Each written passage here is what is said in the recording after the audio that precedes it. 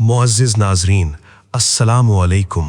उम्मीद करता हूँ कि आप सब मोमिनीन खैरियत से होंगे। आज हमारी वीडियो का टॉपिक है आखिरी ज़माने के उलमा और रहबरान कौम। तो चलते हैं अपनी टॉपिक की तरफ।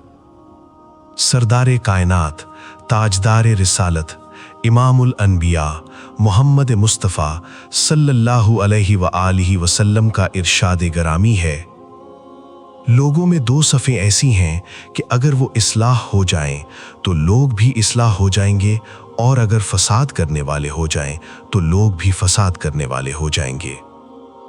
एक आलिम और दूसरे रहबरान कौम।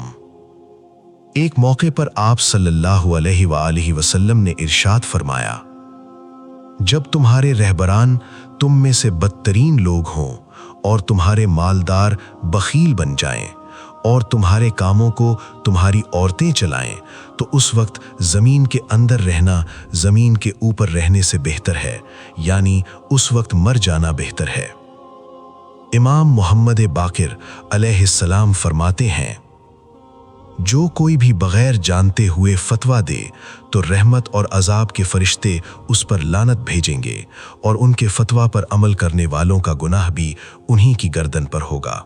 मौला अमीरुल मोमिनीन मौलाए कायनात इरशाद फरमाते हैं, जिस वक्त हमारे कायम का ज़हूर होगा, जो लोग बग़ैर जानते हुए फतवा देते होंगे, हमारा कायम उनसे इंतकाम लेंगे।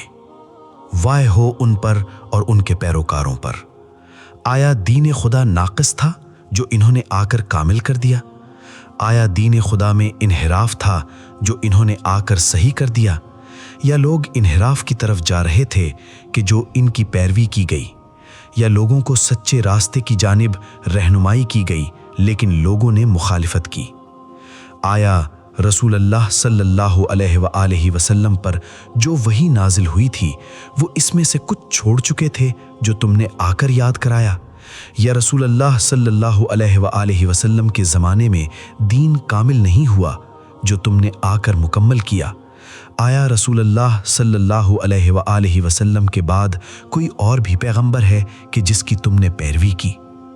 अब जो इंसान साहिब अक्ल होगा तो वो ज़रूर मौला के इन फरामीन को अच्छी तरह से समझ ले।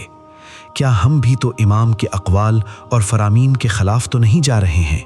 कहीं हम किसी नाम निहाद आलिम के फतवे को मौला के फरमान पे तरजीह तो नहीं दे रहे हैं? क्या हम दूसरे खुदाओं की इबादत तो नहीं करने लगे हैं? हज़रत मौला मोहम्मद सल्लल्लाहु अलैहि वसल्लम तो हम में दो गिरां चीज़ें छोड़ गए, एक कुरान और दूसरी अहले बैत। क्या किसी तीसरी चीज़ के बारे में फरमा गए थे?